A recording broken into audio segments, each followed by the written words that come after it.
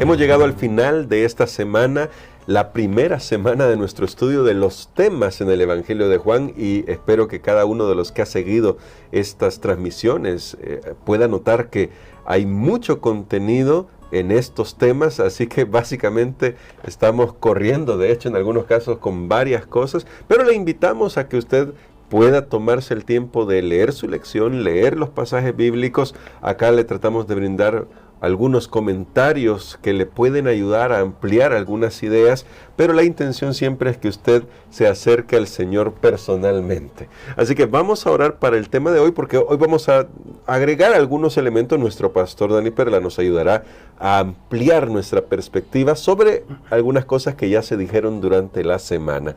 Oremos. Querido Padre, gracias te damos porque hemos aprendido muchísimo. Hemos visto cómo estas señales que hemos comenzado a estudiar esta semana nos muestran el camino que el Señor Jesús transitó en esta tierra mientras iba hacia la cruz y nos enseñaba a confiar en Él y en el gran plan que tú tienes para nosotros.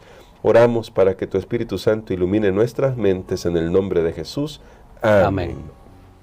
Para el día de hoy, pastor, como ya estos días pasados, hablando sobre la curación del paralítico del estanque de Betesda, usted había introducido algunos temas que son bastante interesantes. Nos gustaría que podamos ampliar un poco más sobre esto. Cuando hablamos de temas como creación, juicio, que ya estaban pincelados durante la semana, ¿por qué a Juan, vamos a decirlo así, le interesa que nosotros comprendamos este texto, este mensaje? ¿Por qué le interesa que la nueva generación que va a leer o a escuchar su evangelio tenga claro estos temas ilustrados en la curación del paralítico? Muy bien, recordemos que los milagros o las señales, como le llama el mismo Juan a las acciones de Jesús, que son milagrosas, por supuesto, están calculadas en el libro, están contadas, son 7, lo dijimos en la semana en el cuerpo principal del libro, porque son las que tienen las lecciones espirituales necesarias para establecer la divinidad de Jesús. El libro de Juan, el Evangelio de Juan deja eso muy claramente, y también ayudar al pueblo a tomar una definición. Jesús hace este milagro en sábado sabiendo que va a causar revuelo, y por supuesto ya lo estudiamos en el libro de Marcos, el mandamiento del sábado sigue vigente, pero eran las reglas que ellos tenían las que habían prácticamente desvirtuado el propósito del sábado, que era hacer bien. Yo no sé, y voy a mencionar algo que sí no dijimos en los días anteriores. Yo no sé si los líderes judíos, y es probable que sí, hicieron una relación entre el tiempo que este paralítico había estado en esa condición, 38 años, con el peregrinaje del pueblo de Israel por el desierto, wow, que fue 38 años. Ajá. Alguien me dirá, pastor, 40. Lo que pasa que hay el tiempo que estuvieron en el Sinaí, más el tiempo de preparación para entrar a Canaán, ahí suman los 40 años. Sí. Pero en sí, estamos hablando de unos 38 años. Entonces la condición del pueblo de Israel fue similar en la cantidad de tiempo donde prevaleció una situación desafortunada, pero el pueblo de Israel finalmente entró a Canaán. Los que aceptaron, los que creyeron.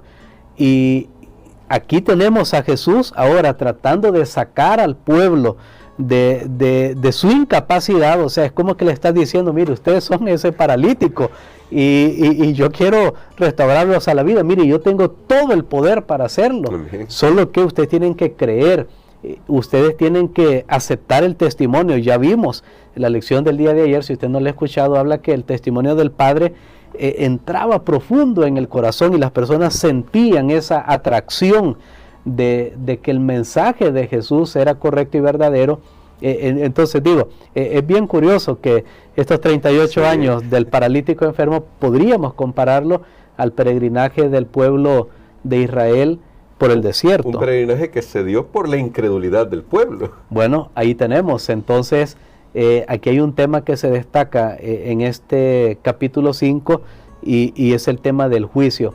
Algunos han dicho que en el Evangelio de Juan no hay mucha escatología, porque fíjese que, claro, voy a hacer aquí la aclaración, la palabra escatología significan los eventos finales, y muchos no, Juan no está muy interesado en los eventos finales, porque él usa mucho el presente. Él usa mucho el presente, pero quiero decirles que sí, hablando del juicio, nosotros vamos desde el presente hasta el futuro, y el juicio se desarrolla en varias etapas, y Jesús lo dice aquí muy claro, en la cruz, en la predicación del Evangelio, ahí está sucediendo una obra de juicio, y el juicio obviamente final, que va a ser ya de ejecución para vida eterna o para muerte eterna. Entonces, me gustaría que pudiéramos nosotros examinar estos elementos, porque aquí tenemos un gran mensaje para nosotros. Recordemos que cuando Jesús murió en la cruz, ahí hubo juicio. Podemos verlo, por ejemplo, San Juan capítulo 12, versículos 31 y 32. Que dice de la siguiente manera: ahora es el juicio de este mundo, ahora el príncipe de este mundo será echado fuera, y yo, si fuere levantado de la tierra, a todos atraeré a mí mismo. Muy bien, noten que Jesús está diciendo ahora, y está haciendo referencia a la cruz, y dice, ahora, cuando yo sea levantado, o sea, definitivamente nosotros tenemos que, en la cruz hubo juicio, y cuando estudiamos el libro de Marcos hablamos que esas tinieblas que rodearon a la cruz en ciertas horas específicas de la crucifixión, fueron el resultado del juicio de Dios que estaba cayendo sobre Jesús. Algo que no dijimos tampoco en aquella lección es que en la cruz Jesús recibió todos los pecados del ser humano, y Jesús tendría que haber quedado muerto para siempre, porque Él estaba tomando en su cuerpo el castigo, nuestro lugar, que nos corresponde experimentar la muerte segunda, o la segunda muerte por nuestros pecados. Pero hubo una suspensión de ese juicio en la cruz por unas 36 horas, como con decir, bueno, vamos a revisar el caso, hablando universalmente, y el domingo temprano en la mañana se vuelve a reabrir el caso, y entonces se comprueba que Jesús no pecó, se comprueba que en realidad su vida ha sido perfecta, y que Él tiene vida, y entonces esa es la razón por la que Jesús puede resucitar. Miren qué interesante esto. Hubo un juicio que se suspendió por unas 36 horas, pero se reanuda cuando se comprueban todas estas cosas, que Jesús en realidad vivió una vida perfecta, y eso fue lo que le valió a Él para poder pasar por alto finalmente en su propia vida la consecuencia final del pecado, que era la muerte eterna. Aunque Él experimentó en un momento, pero Él pudo regresar de allí en virtud de su vida, que nunca Él había cometido pecado, y gracias a eso ahora nosotros podemos experimentar las bendiciones de Jesús para toda la humanidad. Creo que la Biblia está llena de muchos textos que tal vez quisiéramos compartir, pero vamos a leer Hechos capítulo 13, versículos 32 y 33, para que comprobemos esto que está desarrollándose en este momento. Dice así: y nosotros también os anunciamos el evangelio de aquella promesa hecha a nuestros padres, la cual Dios ha cumplido a los hijos de ellos, a nosotros, resucitando a Jesús, como está escrito también en el Salmo 2, mi hijo eres tú, yo te he engendrado hoy. Muy bien, ahí tenemos nosotros que dice, en este caso, nosotros tenemos ahí las palabras de Pablo, y dice: nosotros anunciamos el evangelio de aquella promesa hecha a nuestros padres, la cual Dios nos ha cumplido a nosotros, sus hijos, resucitando a Jesús. O sea, todas las promesas que Dios había hecho, ahora se pueden cumplir en el ser humano gracias a Jesús. Gracias a que Jesús resucitó. Todas las promesas se activan. Ahí le dejo un texto, usted puede leerlo más adelante, Segunda de Corintios capítulo 1 y el versículo 20. Así que en la cruz sucedió algo maravilloso. El juicio de Dios cayó sobre Jesús, pero Él pudo finalmente salir victorioso. Pero ahora hablemos de el juicio que ocurre cuando se predica el Evangelio, porque este es un tema que hay en el libro de Juan. Ya leímos San Juan 3, 18 al 21, lo leímos el día de ayer, donde Jesús dice que la palabra, cuando es escuchada, lo único que puede hacer resistir esa palabra son nuestros propios pecados.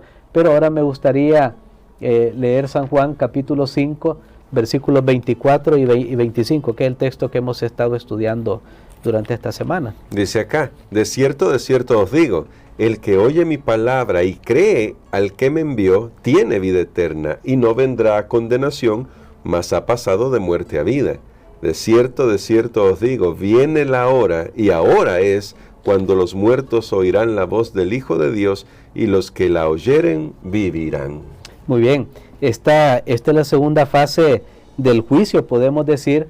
Cuando se predica la palabra de Dios, nosotros estamos siendo llamados a juicio en ese momento. Miren qué solemne es cuando usted escucha la palabra de Dios. Es más, tal vez voy a decir algo muy atrevido, que sería mejor ni escuchar si yo no voy a tomar una decisión favorable, porque justamente cuando se predica la palabra de Dios, ahí yo estoy tomando una decisión para vida o para muerte, para vida o para muerte. Y eso está bien claro en la predicación o la enseñanza de Jesús a Nicodemo en San Juan capítulo 3, versículos 14 al 21. Usted puede leer toda esa sección y ahí está muy claro que Jesús dice, bueno, ahí está San Juan 3:16 en esa sección, sí. Todo aquel que en él cree. Y luego vemos que los otros textos hablan de condenación, porque la palabra predicada me define a mí. Todos vamos a responder. Todos somos obligados a responder cuando escuchamos la palabra. No podemos quedar en stand-by. A veces las personas dicen, bueno, deme un tiempo para pensar. No, ahí ya está tomando una decisión. Sí. No, está diciendo no en este momento. Usted puede decir, no, pero es que más adelante sí. Bueno, no, pero en este momento está diciendo no. Hay juicio en el púlpito. Ya vimos que hubo juicio en la cruz. Hay juicio en el púlpito cuando se predica la palabra de Dios. O nos acercamos más a Dios o nos alejamos. Y esto es algo a considerar. Es lo que Jesús le estaba diciendo a los líderes religiosos. Mira, estoy haciendo esta obra, le estoy hablando de la palabra, y aún así ustedes no están aceptando. Ustedes están siendo juzgados en este momento. Siempre que se predica la palabra hay juicio, pero luego viene el juicio final, que ahí podemos leer los versículos 27 al 30 de San Juan 5. Y dice aquí, y también le dio autoridad de hacer juicio, por cuanto es el Hijo del Hombre. No os maravilléis de esto, porque vendrá la hora cuando todos los que están en los sepulcros oirán su voz, y los que hicieron lo bueno saldrán a resurrección de vida, mas los que hicieron lo malo a resurrección de condenación. No puedo yo hacer nada por mí mismo, según oigo, así juzgo, y mi juicio es justo, porque no busco mi voluntad, sino la voluntad del que me envió, la del Padre. Muy bien, noten que sí, hay escatología final, porque sí. Ahí Jesús habla y dice, llegará la hora. Atrás habíamos leído que Él dijo en el versículo 25, viene la hora y ahora es. Pero allá, más adelante, dice en el versículo 28, llegará la hora. Entonces aquí está hablando ya del juicio final, el juicio retributivo, donde las personas reciben lo que han sembrado, cosechan lo que sembraron. Cosecharemos lo que sembramos. Y creo que el texto que lo hace bien claro aquí en el libro de San Juan es el capítulo 12 y el versículo 48. Muy bien, y vamos a leerlo.